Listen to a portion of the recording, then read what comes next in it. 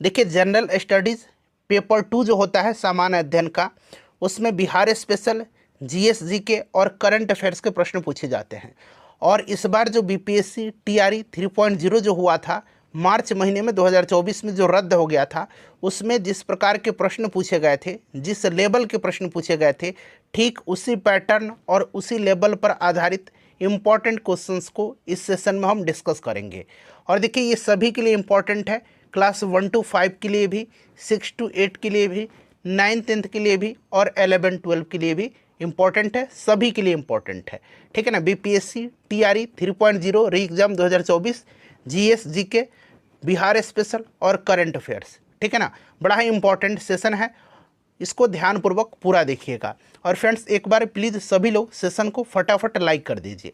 चलिए पहला प्रश्न पढ़ेंगे। देखिए पहला प्रश्न है कि किन्होंने 1897 में विशेष प्लेग समिति के अध्यक्ष WC रैंड की हत्या कर दी। आंसर देखिए सबको कमेंट करना है, सब लोग आंसर कमेंट करिएगा, उससे क्या होगा कि आपका बेहतरीन तरीके से रिवीजन होते चलेगा। अब देखिए इसी तरह का प्रश्न जो है इस बार बीपीएससी टीआरई 3.0 हुआ था 2024 में, जो रद्द हो गया था, उसमें पूछा गया था। देखिए प्रश्न क्या है कि किन्होंने गलती से लेफ्टिनेंट यरस्ट की हत्या कर दिया था। तो देखिए लेफ्टिनेंट यरस्ट की हत्या किया था चापेकर बंधुओं ने। किसने किया था? चापेकर बंधुओं ने किया था। ठीक है ना, चापेकर बंधुओं ने किया था, याद रखेंगे आप। ठीक है ना। तो यहाँ पर देखेंगे ऑप्शन में दामोदर और बालकृष्ण चापेकर दिया गया है। चापेकर बंधु में दामोदर, बालकृष्ण और वासुदेव चापेकर, ये तीनों भाई थे। इन तीनों लोगों को याद रखना है। और इन तीनों ने मातृभूमि के लिए अपने प्राणों की आहुति दे दिया था।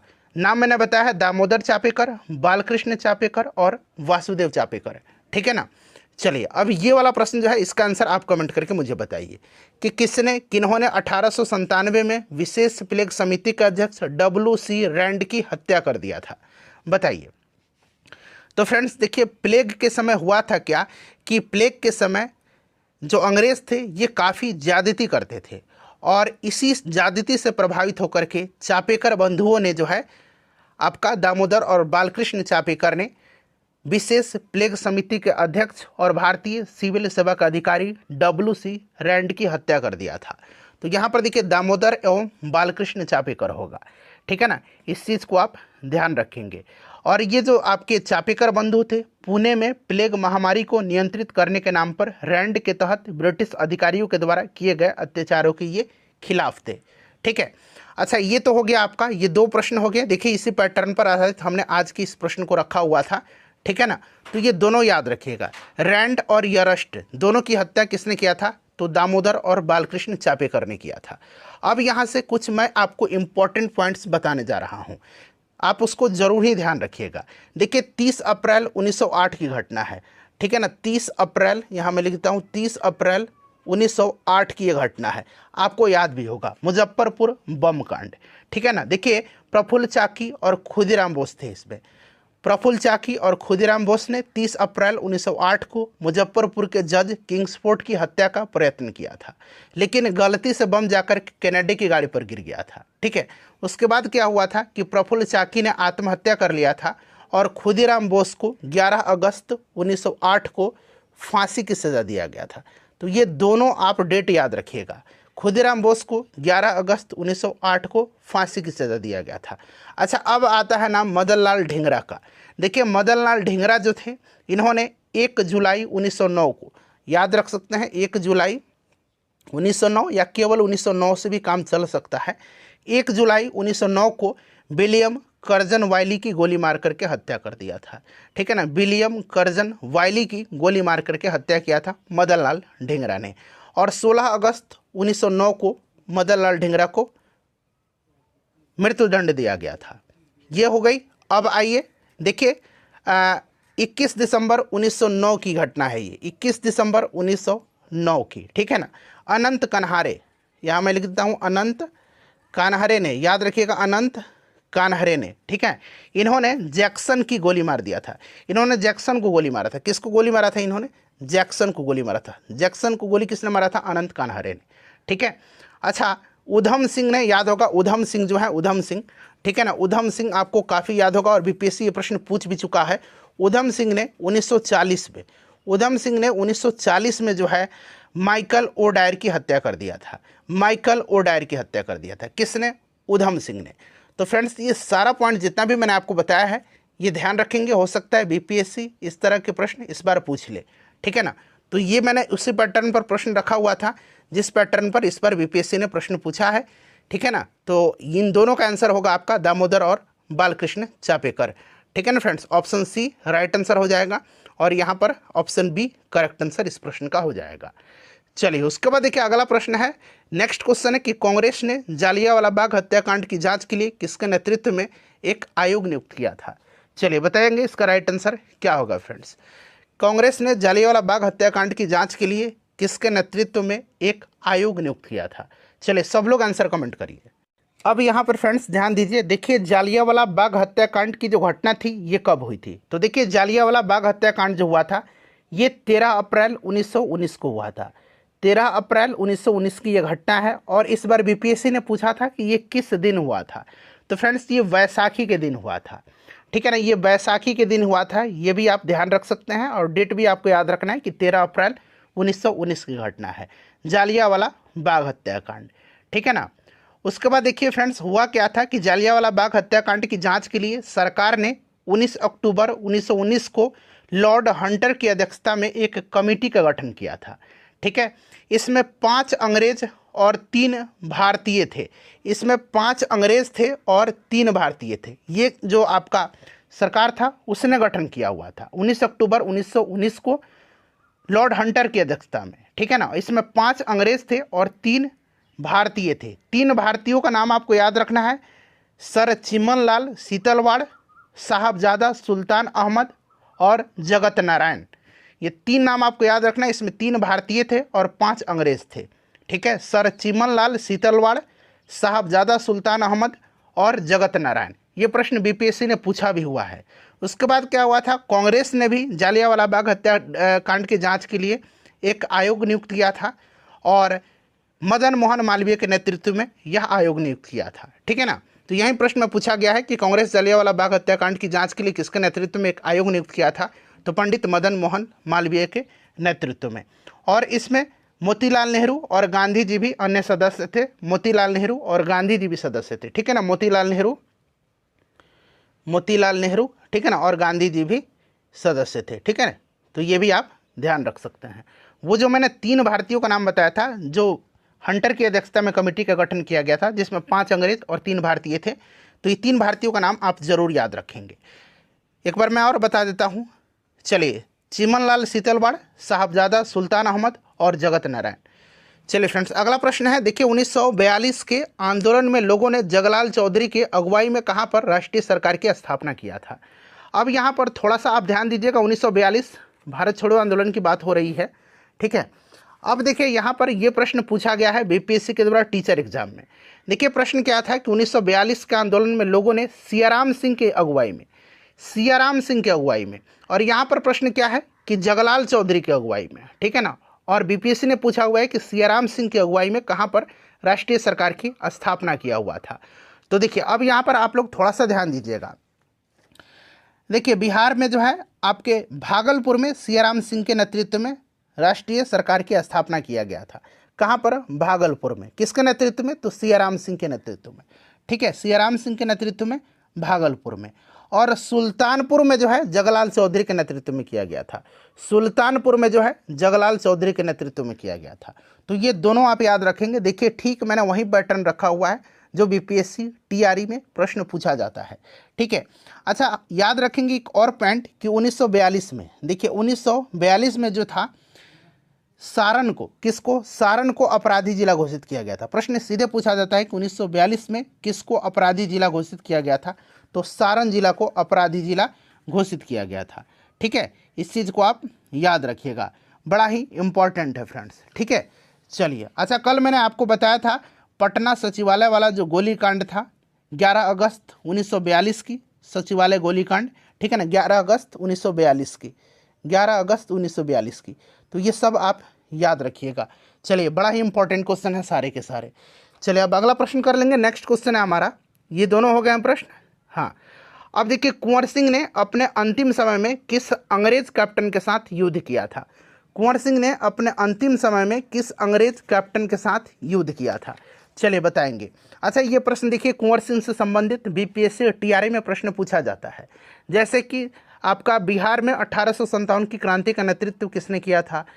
जगदीशपुर से ये संबंधित थे। मैं जहाँ भी हूँ जगदीशपुर वहीं है, ये कथन उनका है, ठीक है ना। इनकी मृत्यु पूछा गया था वीर कुंवर सिंह की, मृत्यु कब हुई थी, इस बार पूछा गया था। तो 1858 में इनकी मृत्यु हुई थी, ठीक है ना, 1858 में। और कल मैंने आप लोगों से पूछा था कि इनका जन्म कब हुआ था, तो बखूबी आप लोगों ने सही सही बताया है।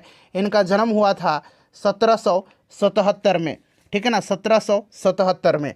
अब ये देखिए प्रश्न पूछा गया था टीआरआई में, ठीक है ना, कि 1857 के विद्रोह के दौरान ब्रिटिश सेना के किस सेनापति को कुंवर सिंह के विरुद्ध भेजा गया था? तो देखिए कुंवर सिंह जो थे, कुंवर सिंह के विरुद्ध भेजा गया था विलियम टेलर था, उसके बाद मेजर डनवर था, मेजर आयर था, कैप्टन लीग्रांड था। इन सब के खिलाफ इन्होंने युद्ध किया था। इसका आंसर होगा उपरोक्त में से कोई भी नहीं, ठीक है ना। तो इसका आंसर पहले आप याद रखेंगे, उपरोक्त में से कोई भी नहीं आंसर होगा, क्योंकि इन्होंने आपका मेजर डनवर, मेजर आयर, कैप्टन लीग्रांड, इनसे युद्ध किया हुआ था, ठीक है। अब आते हैं हम लोग प्रश्न पर कि कुंवर सिंह ने अपने अंतिम समय में किस अंग्रेज कैप्टन के साथ युद्ध किया था? तो देखिए कुंवर सिंह जो थे ये जगदीशपुर जब लौट रहे थे, ये घटना 23 अप्रैल 1858 की है। कुंवर सिंह को कैप्टन लीग्रांड की नेतृत्व वाली ब्रिटिश सेना से पराजय का सामना करना पड़ा था और इस युद्ध में कुंवर सिंह घायल हो गए थे और 26 अप्रैल 1858 को उनका निधन हो गया था। तो यहाँ पर लीग्रांड राइट आंसर हो जाएगा, लीग्रांड, ठीक है ना, लीग्रांड याद रखेंगे। क्लियर? ये सारे के सारे पॉइंट्स इंपॉर्टेंट है फ्रेंड्स, इसको आप याद रखिएगा, ठीक है। चलिए, तो ये वाला प्रश्न मैंने आपको करा ही दिया। और आगे पढ़ने से पहले मैं आपको बता दूं कि देखिए 1992 से लेकर के अब तक बीपीएससी जो टीआरआई 3.0 हुआ था, जो रद्द हो गया था, वहां तक जितने भी मॉडर्न हिस्ट्री के यानी कि इंडियन नेशनल मूवमेंट के प्रश्न पूछे गए हैं उनको मैंने कवर कराया हुआ है। ज्योग्राफी कराया हुआ है, पॉलिटिकल साइंस कराया हुआ है, साइंस में फिजिक्स, केमिस्ट्री और बायोलॉजी मैंने कवर करा दिया है। बिहार हिस्ट्री और बिहार ज्योग्राफी भी बीपीएससी टीआरआई 3.0 री एग्जाम 2024 के लिए हमने कवर करा दिया है। तो सभी वीडियोज़ को देखिएगा, मैंने प्लेलिस्ट बना दिया है और लिंक आपको डिस्क्रिप्शन बॉक्स में दे दिया है मैंने। चलिए, उसके बाद देखिएगा कि 22 मई को किस रूप में मनाते हैं। अच्छा, 22 अप्रैल के दिन पूछा गया था, बीपीएससी में टीआरआई में पूछा गया था कि 22 अप्रैल को किस रूप में मनाते हैं। तो 22 अप्रैल को मनाया जाता है पृथ्वी दिवस के रूप में, ठीक है ना। 22 मार्च के दिन जल दिवस मनाया जाता है, जल दिवस, ठीक है ना। और 22 मई के दिन क्या मनाया जाता है बताइए? 22 मई को मनाया जाता है अंतर्राष्ट्रीय जैव विविधता दिवस, अंतर्राष्ट्रीय जैव विविधता दिवस। और इस बार इसका थीम भी आप याद रख सकते हैं, इसका थीम है be part of the plan, ठीक है ना। और देखिए यहाँ पर विश्व पृथ्वी दिवस मैंने आपको बता दिया 22 अप्रैल के दिन। विश्व ओजोन दिवस कब मनाया जाता है? तो विश्व ओजोन दिवस मनाया जाता है कब? तो 16 सितंबर के दिन, 16 सितंबर के दिन, 16 सितंबर के दिन। तो ये सब आप याद रखिएगा। ऑलरेडी इस तरह का प्रश्न बीपीएससी पूछ चुका है, ठीक है फ्रेंड्स। अगर सेशन पसंद आ रहा है तो प्लीज़ एक बार लाइक कर दीजिए, आपका एक लाइक ही हमें मोटिवेट करता है। और अगर आपका सपोर्ट रहा तो ये सेशन कंटिन्यू आपके एग्जाम तक चलने वाला है। चलिए, देखिए निम्नलिखित में से कौन से दो चरम स्थान उत्तर और दक्षिणी गलियारे से जुड़े हुए हैं? बीपीएससी में प्रश्न पूछा गया है टीचर एग्जाम में कि आपका पूर्व पश्चिमी गलियारे से, पूर्व पश्चिमी गलियारे से कौन जुड़े हुए हैं? तो ये मैंने आपको पूर्व पश्चिम गलियारे बताइए, अगर आप लोग जानते हैं तो। ये प्रश्न टीचर एग्जाम में पूछा गया है कि पूर्व पश्चिमी गलियारे से जुड़े हुए हैं। तो पूर्व पश्चिमी गलियारे से जुड़ा हुआ है आपका असम का सिलचर और गुजरात का पोरबंदर, ठीक है ना। ये पूर्व पश्चिमी गलियारे से जुड़े हुए हैं। और प्रश्न में पूछा गया उत्तर दक्षिणी गलियारे से जुड़े हुए हैं। बताइए, उत्तर दक्षिणी गलियारे से जुड़े हुए हैं। चलिए, सभी लोग आंसर कमेंट करिए, सभी लोग इसका आंसर कमेंट करिए, बताइए राइट आंसर इसका क्या होगा। तो फ्रेंड्स, ये आपका श्रीनगर और कन्याकुमारी से, ठीक है ना, श्रीनगर और कन्याकुमारी यहाँ पर इसका राइट आंसर हो जाएगा। चलिए, अगला प्रश्न है हमारा कि इंडियन इंडिपेंडेंस लीग की स्थापना किसने किया था? अच्छा, कल मैंने आपको कुछ संस्थाएं थी उनका नाम मैंने आपको बताया हुआ था, शायद आपको याद होगा। एक बार मैं और रिपीट करता हूँ, ठीक है ना। जैसे कि मैंने बताया था आपको कि लैंड होल्डर्स सोसाइटी की स्थापना द्वारकानाथ टैगोर ने किया था। ईस्ट इंडिया एसोसिएशन की स्थापना 1866 में, ईस्ट इंडिया एसोसिएशन की स्थापना 1866 में दादा भाई नौरोजी ने किया था। बॉम्बे प्रेसिडेंसी एसोसिएशन की स्थापना, बॉम्बे प्रेसिडेंसी एसोसिएशन की स्थापना 1885 में फिरोज शाह मेहता, केटी तेलंग और बदरुद्दीन तैयब जी ने किया था। ठीक है ना, ठीक है। और मैंने बताया था आपको कि सुरेंद्र नाथ बनर्जी और आनंद मोहन बोस ने 1876 में इंडियन एसोसिएशन की स्थापना किया था। ठीक है। अब प्रश्न पूछा गया कि इंडियन इंडिपेंडेंस लीग की स्थापना किसने किया है? इंडियन इंडिपेंडेंस लीग की स्थापना, और एक है इंडिपेंडेंस फॉर इंडिया लीग। एक क्या है? एक है इंडिपेंडेंस, यहां मैं लिख देता हूं इंडिपेंडेंस फॉर, ठीक है ना, इंडिपेंडेंस फॉर इंडिया लीग। ठीक है, ये दोनों अलग हैं। तो प्रश्न में है कि इंडियन इंडिपेंडेंस लीग की स्थापना किसने किया? तो इंडियन इंडिपेंडेंस लीग की स्थापना जो है ये किया है किसने? रास बिहारी बोस ने किया है। किसने किया है? रास बिहारी बोस ने किया है। ठीक है ना, रास बिहारी बोस यहाँ पर इसका राइट आंसर हो जाएगा। और ये जो है इंडिपेंडेंस फॉर इंडिया लीग, इसकी स्थापना किया है जवाहरलाल नेहरू और सुभाष चंद्र बोस ने। ठीक है ना, जवाहरलाल नेहरू और सुभाष चंद्र बोस ने। इसको आप ध्यान रखेंगे, दोनों याद रखिएगा। ठीक है, और जितने भी मैंने और भी जो आपके संस्थाएं बताए हैं उनको आप जरूर ही याद रखिएगा। चलिए, उसके बाद देखिएगा कि बिहार में सर्वाधिक चाय का उत्पादन किस जिला में होता है? अच्छा, अभी टीआरई में क्लास 1 to 5 में ये प्रश्न पूछा गया था। 3 प्रश्न पूछे गए थे कि बिहार के किस जिले में गेहूं का उत्पादन सर्वाधिक होता है? गेहूं का उत्पादन, यहाँ पर आप प्रश्न में देख सकते हैं, टीआरई 3.0 2024 का प्रश्न है, गेहूं का उत्पादन। और देखिए इसी साल फिर पूछा गया था 1 से 5 में ही कक्षा कि धान का उत्पादन सर्वाधिक किस जिला में होता है? ठीक है, उसके बाद देखिए पूछा गया था कि चीनी का उत्पादन किस जिला में होता है? इसी एग्जाम में पूछा गया है। ठीक है, तो हम लोग यहाँ से स्टार्ट करते हैं कि बिहार के किस जिले में चीनी का उत्पादन सर्वाधिक होता है? तो चीनी का उत्पादन पश्चिम चंपारण में होता है, वेस्ट चंपारण में होता है। ठीक है ना, वेस्ट चंपारण में होता है, वेस्ट चंपारण में होता है। ठीक है, अब यहाँ पर देखिए गन्ना का उत्पादन, शुगर केन का उत्पादन पश्चिम चंपारण में सबसे ज़्यादा होता है। अब पूछा गया कि धान का उत्पादन कहाँ पर होता है? धान यानी कि चावल का उत्पादन कहाँ पर होता है? तो फ्रेंड्स ये रोहतास में होता है। ठीक है ना, उसके बाद देखिए पूछा गया है गेहूं का उत्पादन किस में होता है? तो गेहूं का उत्पादन भी रोहतास में ही होता है। गेहूं का उत्पादन भी सबसे ज़्यादा रोहतास में ही होता है। ठीक है ना, गेहूं का उत्पादन आपका रोहतास में। क्लियर? तो गेहूं और चावल का उत्पादन रोहतास में, चीनी का उत्पादन यानी कि शुगर केन का, गन्ना का उत्पादन पश्चिम चंपारण में। और प्रश्न में पूछा गया है कि सर्वाधिक चाय उत्पादन वाला जिला, तो फ्रेंड्स यह किशनगंज है, किशनगंज में होता है। और देखिए किशनगंज में ही आपको याद होगा कि किशनगंज में एक ठाकुरगंज जगह है, ठाकुरगंज। ठीक है ना, ठाकुरगंज। तो ठाकुरगंज में ही आपको याद रखना है कि बिहार में पहली बार चाय बागानों की स्थापना हुई थी। ठीक है ना, बिहार में पहली बार चाय बागानों की स्थापना ठाकुरगंज में हुआ है। ये बीपीएससी प्रश्न पूछ चुका है। ठीक है, याद रखेंगे। अच्छा, ये जो आपका किशनगंज है उसको बिहार का दार्जिलिंग कहा जाता है।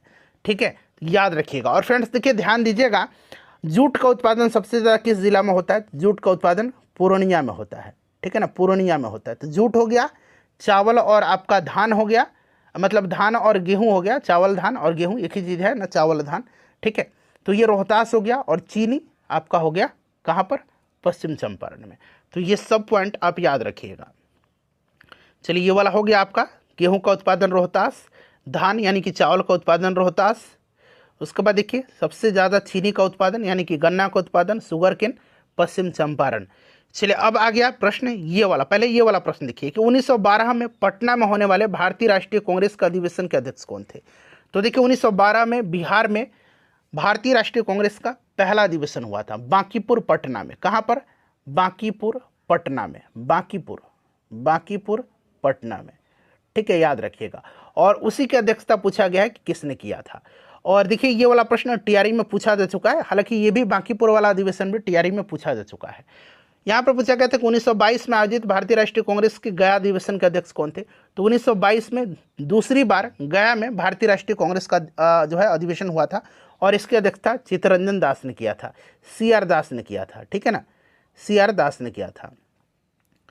क्लियर? देशबंधु के नाम से इनको जाना जाता है, ये भी आप याद रख सकते हैं। और उसके बाद क्या हुआ था कि एक अधिवेशन हुआ था आपका 1940 में, 1940 में रामगढ़ में। रामगढ़ हालांकि अब ये झारखंड में पड़ता है, लेकिन उस समय ये बिहार में ही था, रामगढ़ में। इसकी अध्यक्षता किया था अबुल कलाम आज़ाद ने। ठीक है, तो तीनों हो गया। 1912 में बांकीपुर पटना की अध्यक्षता RN माधोलकर ने किया था। 1922 में आयोजित भारतीय राष्ट्रीय कांग्रेस के गया अधिवेशन की अध्यक्षता चित्तरंजन दास ने किया था और 1940 के रामगढ़ अधिवेशन की अध्यक्षता अबुल कलाम आज़ाद ने किया था। क्लियर। अच्छा, एक प्रश्न बीपीएससी पूछा था कि 1922 में जो भारतीय राष्ट्रीय कांग्रेस का गया अधिवेशन हुआ था उसमें किस जनजाति ने भाग लिया था? तो उसमें उराव जनजाति ने भाग लिया था। शायद टीआरई 2 में पूछा गया है ये प्रश्न, ठीक है ना। तो उराव ने भाग लिया था, इसको भी आप साथ साथ ध्यान रख सकते हैं। चलिए, तो 1912 में पटना में होने वाले भारतीय राष्ट्रीय कांग्रेस के अधिवेशन के अध्यक्ष कौन थे? तो फ्रेंड्स ये RN माधोलकर थे। ठीक है, चलिए अब देखिएगा कि बिहार यूथ लीग का गठन कब हुआ था। बिहार यूथ लीग का गठन VVI क्वेश्चन है ये। बिहार यूथ लीग का गठन कब हुआ था? देखिए, बिहार यूथ लीग का गठन जो हुआ था ये कब हुआ था? जल्दी बताइए आंसर, सभी लोग आंसर कमेंट करिए कि बिहार यूथ लीग का गठन कब हुआ था। बिहार यूथ लीग और एक है पटना युवा संघ। पटना युवा संघ, ठीक है, दोनों याद रखिएगा। देखिए, बिहार यूथ लीग का गठन हुआ था 1928 में, ठीक है, और पटना युवा संघ की स्थापना हुआ था 1927 में। दोनों याद रखिएगा, पटना युवा संघ 1927 और बिहार यूथ लीग का गठन 1928 में। चलिए, नेक्स्ट क्वेश्चन हमारे, इनमें से कौन समाचार पत्र न्यू इंडिया से संबंधित थी? न्यू इंडिया, कॉमनवेल्थ, कॉमनवेल्थ भी आपको याद रखना है। कॉमनवेल्थ और न्यू इंडिया ये किसकी है बताइए? राइट आंसर इसका क्या होगा? तो फ्रेंड्स इसका करेक्ट आंसर क्या होगा?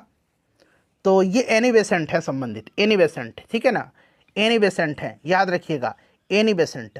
अच्छा, महात्मा गांधी ने, एक प्रश्न पूछा जाता है कि फिनिक्स आश्रम की स्थापना जो है, इन्होंने फिनिक्स आश्रम की स्थापना कहाँ पर किया था? तो फिनिक्स आश्रम की स्थापना इन्होंने डरबन में किया था। डरबन दक्षिण अफ्रीका में, साउथ अफ्रीका में, ठीक है ना। कब किया था? तो 1904 में किया था। और सुरेंद्रनाथ बनर्जी के बारे में अभी मैंने बताया है, इनकी आत्मकथा है a nation in the making, ठीक है ना। और सुरेंद्रनाथ बनर्जी और आनंद मोहन बोस ने 1876 में जो है इंडियन एसोसिएशन की स्थापना किया था, ये भी आप ध्यान रखेंगे। चलिए, अच्छा, ये जो एनी बेसेंट है, इन्होंने होम रूल का गठन कहाँ पर किया था? जरा आप मुझे कमेंट करके बताइए तो फटाफट। देखिए फ्रेंड्स, अगला प्रश्न है कि भारतीय स्वतंत्रता संघर्ष के दौरान किसने स्वदेश बांधो समिति का गठन किया था? स्वदेश बांधो समिति का गठन किसने किया था? चलिए बताएंगे, स्वदेश बांधो समिति का गठन किसने किया था?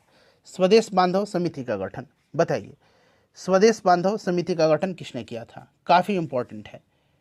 तो 1905 में हुआ था स्वदेश बांधो समिति का गठन, और 1905 में अश्विनी कुमार दत्ता ने बंगाल विभाजन के बाद 6 अगस्त 1905 को स्वदेश बांधो समिति की स्थापना किया था। विदेशी वस्तुओं की खपत को बढ़ावा देने के लिए इस संगठन का गठन किया गया था, और यह बारिसाल जिला, जो अब वर्तमान में बांग्लादेश में पड़ता था, वहीं पर स्थापित किया गया था। ठीक है, तो ये अश्विनी कुमार दत्त राइट आंसर इसका हो जाएगा।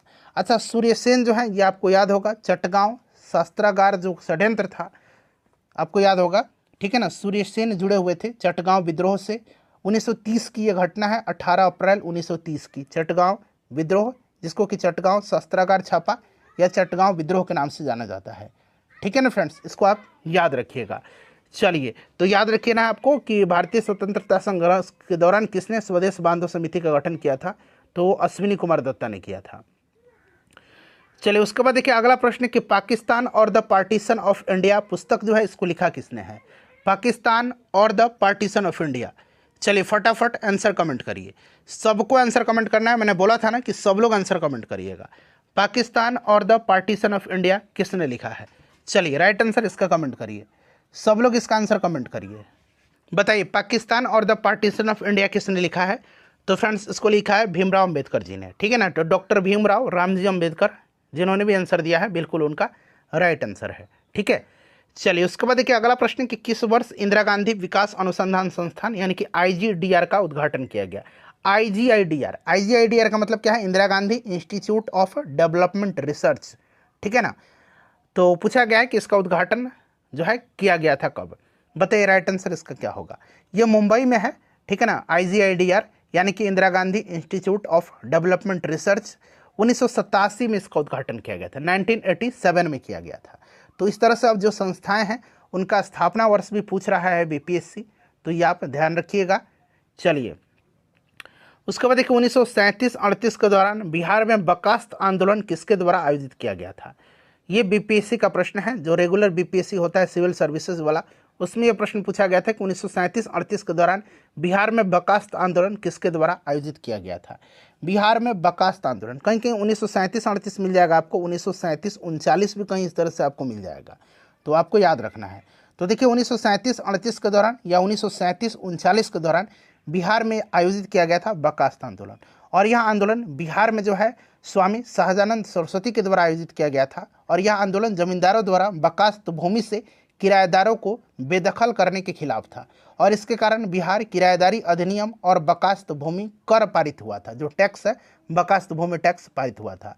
बर्खास्त आंदोलन पूरे बिहार में फैल गया। किसान सभा ने बर्खास्त आंदोलन में किसानों को सक्रिय रूप से संगठित और प्रेरित किया था, और 1929 में दरभंगा के वैनी में आयोजित, दरभंगा का वैनी एक जगह है, वहीं पर आयोजित वैनी में आयोजित जो है बिहार प्रांतीय किसान सभा के वार्षिक सम्मेलन में जमींदारों का विरोध करने और बर्खास्त भूमि में किराएदारों के अधिकारों के लिए लड़ने का संकल्प लिया गया था। तो ये स्वामी सहजानंद सरस्वती थे, ठीक है ना, जो कि 1937-38 या 1937-39 के दौरान बिहार में बर्खास्त आंदोलन इन्हीं के द्वारा आयोजित किया गया था। चलिए, स्वामी सहजानंद सरस्वती के बारे में मैंने आपको बताया भी था कि 1929 में उन्होंने है बिहार प्रांतीय किसान सभा का गठन किया हुआ था। 1936 में इन्होंने अखिल भारतीय किसान सभा का गठन किया था, ठीक है ना। चलिए नेक्स्ट क्वेश्चन कर लेंगे। अगला प्रश्न है कि चांगपा लोगों के रहने वाले जो टेंट हैं, तंबू हैं, उनको किस नाम से पुकारा जाता है। चांगपा लोगों के, बताइए राइट आंसर इसका क्या होगा कि चांगपा लोगों के रहने वाले टेंटों तंबुओं को किस नाम से पुकारा जाता है। चलिए सभी लोग इसका आंसर कमेंट करिएगा। इसका राइट आंसर क्या होगा फ्रेंड्स, फटाफट सब लोग कमेंट करिए कि चांगपा जो लोग हैं उनके रहने वाले टेंट और जो तंबू हैं उनको किस नाम से पुकारा जाता है। अच्छा, ये चांगपा जो लोग हैं ये रहते कहाँ पर हैं, पहले तो ये बताइए कि चांगपा लोग रहते कहाँ पर हैं। चांगपा लोग लद्दाख में रहते हैं। कहाँ पर फ्रेंड्स, तो ये लद्दाख में रहते हैं, ठीक है ना, लद्दाख में। और इनका जो टेंट होता है रहने वाला या तंबू होता है उनको रेबो के नाम से पुकारा जाता है। किस नाम से पुकारा जाता है, तो उनको रेबो के नाम से पुकारा जाता है, ठीक है, याद रखिएगा। अभी मैंने आपको बताया था यहाँ पर ये वाला प्रश्न जो था स्वामी सहजानंद सरस्वती के बारे में कि इन्होंने बिहार प्रांतीय किसान सभा का गठन 1929 में किया हुआ था, ठीक है, इस चीज़ को आप याद रखिएगा। और एक 1922-23 में, एक 1922-23 में जो है याद रखिएगा, 1922 और 23 ये 23 है। 1922-23 में जो है मुंगेर में किसान सभा का गठन किसने किया हुआ था, ये भी प्रश्न पूछा जाता है। तो 1922-23 में मुंगेर में किसान सभा का गठन जो है ये शाह मोहम्मद जुबैर और श्री कृष्ण सिंह के द्वारा किया गया था। शाह मोहम्मद जुबैर और श्री कृष्ण सिंह के द्वारा किया गया था, श्री कृष्ण सिंह जी के द्वारा किया गया था मुंगेर में 1922-23 में किसान सभा का गठन। और 1929 में प्रांतीय किसान सभा का गठन किया था, बिहार प्रांतीय किसान सभा का गठन स्वामी सहजानंद सरस्वती जी ने, ठीक है। चलिए, तो ये वाला क्वेश्चन हो गया हमारा कि चांगपा लोगों के जो टेंट हैं उनको रेबो बोलते हैं। चलिए फ्रेंड्स, अगला प्रश्न है कि सितंबर 2023 में अभी हाल ही का ये घटना है, किस भारतीय वैज्ञानिक को क्षेत्रीय अनुसंधान और अनुप्रयोग के लिए नॉर्मन ई बोरलॉग पुरस्कार 2023 प्रदान किया गया है। बताइए किसको दिया गया है। किस भारतीय वैज्ञानिक को क्षेत्रीय अनुसंधान और अनुप्रयोग के लिए नॉर्मन ई बोरलॉग 2023 जो अवार्ड है वो दिया गया है। विश्व में हरित क्रांति के जनक हैं नॉर्मन बोरलॉग, आपको याद है ना, और भारत में हरित क्रांति के जनक MS स्वामीनाथन हैं। तो ये फ्रेंड्स हैं आपके डॉक्टर स्वाति नायक, ठीक है ना, डॉक्टर स्वाति नायक हैं, ये आप याद रखिएगा, बड़ा ही इंपॉर्टेंट है, ठीक है। चलिए आगे बढ़ेंगे। नेक्स्ट क्वेश्चन हमारा कि पर्यावरणीय परिवर्तन के प्रति किसी जीव द्वारा किए जाने वाले शारीरिक समायोजन को क्या कहा जाता है। पर्यावरणीय परिवर्तन के प्रति किसी जीव द्वारा किए जाने वाले शारीरिक समायोजन को क्या कहा जाता है। चलिए बताइएगा, राइट आंसर इसका क्या होगा। तो फ्रेंड्स देखिए, इसका आंसर जो होगा वो आप कमेंट करके बताइए। ये वाला मैंने अभी आपको बताया था ना कि डॉक्टर स्वाति नायक को दिया गया था नॉर्मन ई बोरलॉग पुरस्कार कृषि एवं खाद्य उत्पादन के क्षेत्र में उनके अभूतपूर्व योगदान के लिए, ठीक है। तो ये आप याद रखिएगा, कृषि के क्षेत्र में दिया जाता है। पर्यावरणीय परिवर्तन के प्रति किसी जीव के द्वारा जो किया जाने वाला शारीरिक समायोजन है उसको हम लोग क्या बोलते हैं, उसको पारिस्थितिक अनुकूलन बोलते हैं, उसको हम लोग बोलते हैं पारिस्थितिक अनुकूलन, ठीक है। चलिए अब आ गया अगला प्रश्न कि जीवन की उत्पत्ति के बारे में ओपेरिन का सिद्धांत है, ये किससे संबंधित? एक ओपेरिन का सिद्धांत है और एक डार्विनवाद और लैमार्कवाद है। ये भी पूछा जाता है कि डार्विनवाद और लैमार्कवाद का संबंध किससे है। तो देखिए डार्विनवाद और लैमार्कवाद का, डार्विनवाद और लैमार्कवाद का जो संबंध है वो आपका है जैविक विकास से, जैव विकास से, ठीक है। और यहाँ पर पूछा गया है कि ओपेरिन का सिद्धांत जो है ये किससे संबंधित है। तो ओपेरिन का सिद्धांत जो है यह संबंधित किससे है? तो याद रखिएगा ये संबंधित है आपका रासायनिक विकास से। किससे संबंधित है फ्रेंड्स? तो ये आपका रासायनिक विकास से संबंधित है, ठीक है ना, रासायनिक विकास से संबंधित है। चलिए अब हम लोग नेक्स्ट क्वेश्चन कर लेंगे। अगला प्रश्न है हमारा, नेक्स्ट क्वेश्चन है कि मराठी पाक्षिक पत्र बहिष्कृत भारत किसने आरंभ किया हुआ था? चलिए बताइएगा इसका राइट आंसर क्या होगा। मराठी पाक्षिक पत्र बहिष्कृत भारत किसने आरंभ किया हुआ था? अच्छा आपको याद होगा बहिष्कृत हितकारिणी सभा, ठीक है ना, यहां मैं लिखता हूं बहिष्कृत हितकारिणी सभा, ठीक है ना, बहिष्कृत हितकारिणी सभा। इसकी स्थापना किसने किया हुआ था? बहिष्कृत हितकारिणी सभा की स्थापना, तो इसकी स्थापना किया हुआ है डॉक्टर भीमराव अंबेडकर। तो देखिए अभी जैसे मैंने आपको बताया है कि डॉक्टर भीमराव अंबेडकर जी ने 1924 में, ठीक है ना, 1924 में बहिष्कृत हितकारिणी सभा की स्थापना किया था। और इन्होंने जो है जो हरिजन लोग हैं उनके कल्याण के लिए बहिष्कृत हितकारिणी सभा की स्थापना किया था। और वर्ष 1927 में इन्होंने जो है बहिष्कृत भारत नामक पाक्षिक पत्रिका का संपादन किया था। बहिष्कृत भारत नामक पाक्षिक पत्रिका का संपादन 1927 में भीमराव अंबेडकर जी ने किया हुआ था। ये सब आप याद रखिएगा, ठीक है। चलिए उसके बाद देखिएगा कि वर्ष 1920 में, जरा ध्यान से पढ़िए, वर्ष 1920 में लाहौर से लाला लाजपत राय के द्वारा कौन सा उर्दू समाचार पत्र प्रारंभ किया गया था? उर्दू समाचार पत्र प्रारंभ किया गया था, बताइए राइट आंसर इसका क्या होगा। 1920 में लाहौर से लाला लाजपत राय के द्वारा कौन सा उर्दू समाचार पत्र प्रारंभ किया गया था? तो देखिए फ्रेंड्स ये जो समाचार पत्र था इसका नाम था वंदे मातरम, ठीक है ना। लाहौर से 1920 में इन्होंने जो है इसका संपादन प्रारंभ किया था, ठीक है। और यह एक उर्दू दैनिक पत्र था, क्लियर। और देखिए हुआ क्या कि यह अधिक लोकप्रिय समाचार पत्र था और किसी विषय पर विवाद के कारण जो है 1927 में इस पर प्रतिबंध लगा दिया गया था और पुलिस के द्वारा इस समाचार पत्र को जो है इसकी जो संपत्ति थी उसको जब्त कर लिया गया था। बाद में लाहौर से ही लाला लाजपत राय ने दी पीपुल नामक, दी पीपुल देखिए यहाँ पर दिया भी गया है, दी पीपुल जोड़ लीजिए, दी पीपुल नामक साप्ताहिक अंग्रेजी समाचार पत्र का संपादन किया था। तो ये वंदे मातरम है और दी पीपुल बाद में इन्होंने 1900 आपका बाद में लाहौर से संपादन किया था। चलिए उसके बाद देखिएगा कि किसके प्रयत्नों से बम्बई में प्रथम महिला विश्वविद्यालय की स्थापना हुई थी? प्रथम महिला विश्वविद्यालय की स्थापना हुई थी, बताएंगे इसका राइट आंसर क्या हो जाएगा। तो फ्रेंड्स ये हुआ था किसके प्रयत्न से? तो जो आपका डीके कर्वे हैं, डीके कर्वे के प्रयत्न से हुआ था, ठीक है। बम्बई में स्थापित SNDT महिला विश्वविद्यालय 1916 में भारत का प्रथम महिला विश्वविद्यालय था यह, ठीक है।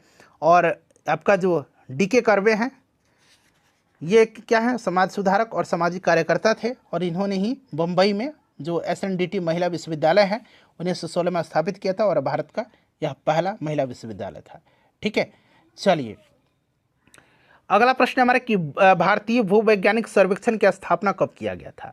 भारतीय भूवैज्ञानिक सर्वेक्षण की स्थापना कब किया गया था, बताएंगे फ्रेंड्स इसका राइट आंसर क्या होगा। भारतीय भूवैज्ञानिक सर्वेक्षण की स्थापना, देखिए ये जो भारतीय भूवैज्ञानिक सर्वेक्षण है इसका हेडक्वार्टर कहाँ पर है? कोलकाता में है। कहाँ पर है? कोलकाता में है, याद रखिएगा हेडक्वार्टर कहाँ पर है इसका? कोलकाता में है, ठीक है ना, यहाँ मैं लिख देता हूँ कोलकाता में है, कोलकाता में है, ठीक है। और 1851 में इसकी स्थापना किया गया था, 1851 में इसकी स्थापना किया गया था, ठीक है। चलिए अब हम लोग नेक्स्ट क्वेश्चन कर लेंगे। अगला प्रश्न है हमारा कि विश्व के वन क्षेत्र में भारत का प्रतिशत क्या है? विश्व के वन क्षेत्र में भारत का प्रतिशत पूछा जा रहा है। तो देखिए अगर हम बात करते हैं तो जो वन रिपोर्ट है 2021 वाला, यह देश के भौगोलिक क्षेत्र का 21.71% है, ये भी आप याद रख सकते हैं। और सबसे ज़्यादा जो है आपका प्रतिशत वाला जो वन है ये कहाँ पर था? तो सबसे ज़्यादा 1% जो है ये मिज़ोरम में है। कहाँ पर है? मिज़ोरम में है, ठीक है, इसे भी आप याद रखिएगा। और क्षेत्रफल के हिसाब से मध्य प्रदेश है और मात्र 2% है, ठीक है ना, इस चीज़ को आप याद रख सकते हैं। चलिए उसके बाद देखिए लाल रक्त कणिकाओं यानी कि आरबीसी में कौन सा तरल ऑक्सीजन और कार्बन डाइऑक्साइड के वाहक का कार्य करता है। चलिए बताइए इसका राइट आंसर क्या होगा। इसका करेक्ट आंसर फ्रेंड्स क्या होगा बताएंगे, इसका करेक्ट आंसर क्या होगा। लाल रक्त कणिका जो है उसमें कौन सा तत्व जो है ऑक्सीजन और कार्बन डाइऑक्साइड के वाहक का कार्य करता है। तो फ्रेंड्स यह जो है कार्बन डाइऑक्साइड और ऑक्सीजन का वाहक का जो कार्य करता है आरबीसी में, यह आपका क्या है। तो फ्रेंड्स यह हीमोग्लोबिन है, याद रखिएगा हीमोग्लोबिन है, हीमोग्लोबिन है, ठीक है। यहाँ पर देखिए एक ग्लोबुलिन है। ग्लोबुलिन क्या है, तो ग्लोबुलिन जो है एक प्रकार का प्रोटीन है जो ब्लड प्लाज्मा में पाया जाता है, ग्लोबुलिन, ठीक है। चलिए उसके बाद देखिए भारत का पहला मानचित्रण, ठीक है ना, कार्टोग्राफी संग्रहालय जो है ये कहाँ पर बनाया गया था। पहला मानचित्र संग्रहालय कहाँ पर बनाया गया, बताइए राइट आंसर इसका क्या होगा फ्रेंड्स। सब लोग आंसर कमेंट करिएगा, करेक्ट आंसर इसका क्या होगा। भारत का पहला मानचित्रण संग्रहालय कहाँ पर बनाया गया है। अच्छा देहरादून हवाई अड्डा है, ठीक है ना, उसका नाम अटल बिहारी वाजपेयी के नाम पर है, ये चीज़ याद रखिएगा आप, ठीक है। चलिए तो ये पहला आपका मानचित्रण संग्रहालय मसूरी में बनाया गया है, ठीक है ना, मसूरी याद रखिएगा, मसूरी में, ठीक है। चलिए उसके बाद देखिए अगला प्रश्न है हमारा कि निम्नलिखित में से किस इतिहासकार ने 1857 के आंदोलन के प्रकृति के विषय में लिखा है कि यह न तो प्रथम और न राष्ट्रीय और न ही स्वतंत्रता संग्राम था। ये किसने लिखा है जरा बताइए, इसका राइट आंसर क्या होगा। देखिए फ्रेंड्स आपको अच्छी तरह से याद होगा, यहाँ मैं आपको बताता हूँ, ज़रा ध्यान से सुनेंगे सब कुछ। 1857 की क्रांति के बारे में यह पहला स्वतंत्रता संग्राम था, ये वीर सावरकर ने कहा हुआ था, ये आपको याद भी होगा।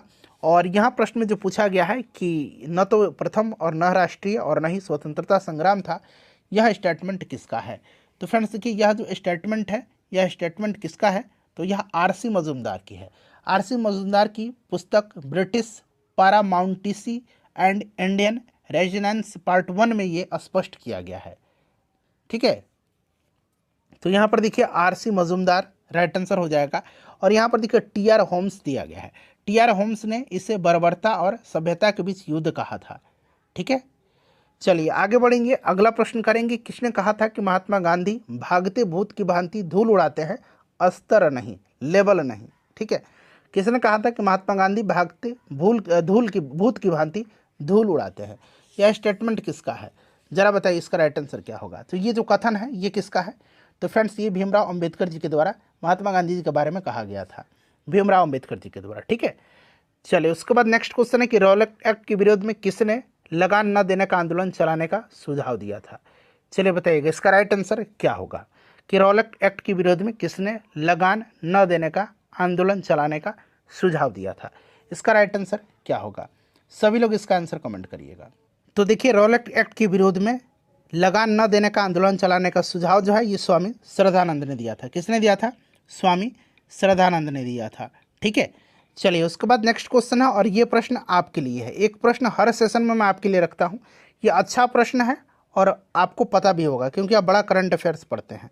बताइए बिहार सरकार के द्वारा जो शून्य कार्बन उत्सर्जन का लक्ष्य है ये कब तक रखा गया है, ये कब तक रखा गया है, इसका आंसर आप लोग ज़रूर कमेंट करके बताइएगा, ठीक है ना।